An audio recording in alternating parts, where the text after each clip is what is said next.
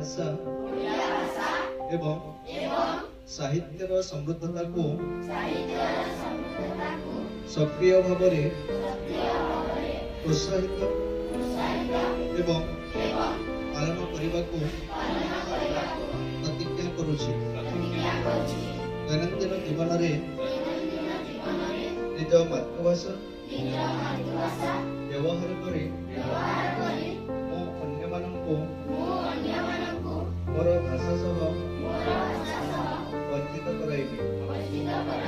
कहानी कविता एवं परंपरार आदान प्रदान माध्यम आम राज्य तथा राज्य बाहर ओडिया भाषा साहित्यर प्रसार एवं प्रचार रे सहयोग करिबी। मातृभूमि मातृभाषा रे ममता या कृते जन्मे नहीं ताकू जेबे ज्ञाने गुण रे गणिबा अज्ञान रहिबे कहीं। आज समस्त को अंतर्जातीय मातृभाषा दिवस शुभ अवसर रे स्वागत जनाउछि। परिप्रेक्षी उपस्थित मीराबाई उच्च प्राथमिक विद्यालय प्रधान शिक्षक श्रीयुक्त परियासा एवं मोर सहकर्मी श्रीयुक्त शेख बाबू तथा मोर प्रिय छात्र छात्री मान को जन्मभूमि मातृभूमि वंदे सुंदर सुकुमार अरविंदे। जननी जन्मभूमि मातृभूमि वंदे सुंदर सुकुमार अरविंदे।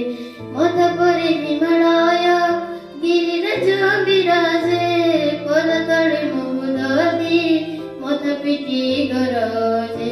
मथ परे हिमालय गिरिराज विराजे पदतले महुदधि मथ पिटी गरजे।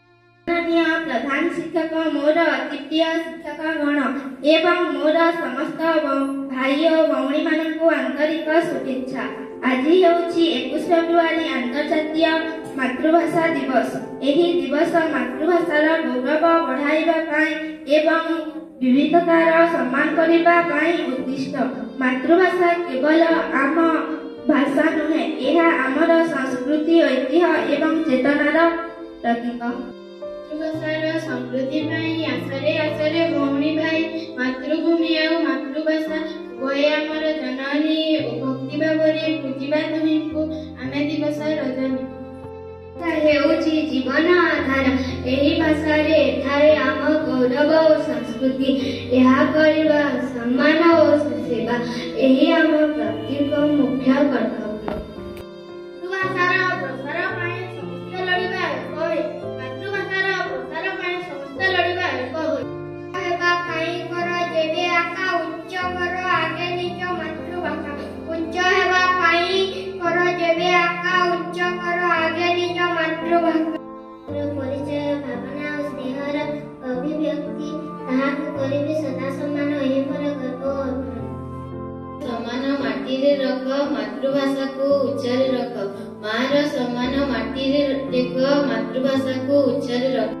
पुण्यमयी गो पुण्य तो कोले पुण्यमयी गो पुण्य तो कोले अरजिछि जेनु जस भूलिबि नाही मु तोरुण किरति भूलिबि नाही मु तोरुण किरति कोण मु करुछि सत्य अरजिछि जेनु जस पुण्यमयी गो पुण्य तो कोले पुण्यमयी गो पुण्य तो कोले अरजिछि जेनु जस बुलुछि बढुछि फूल फल खाई पी झरणार नीर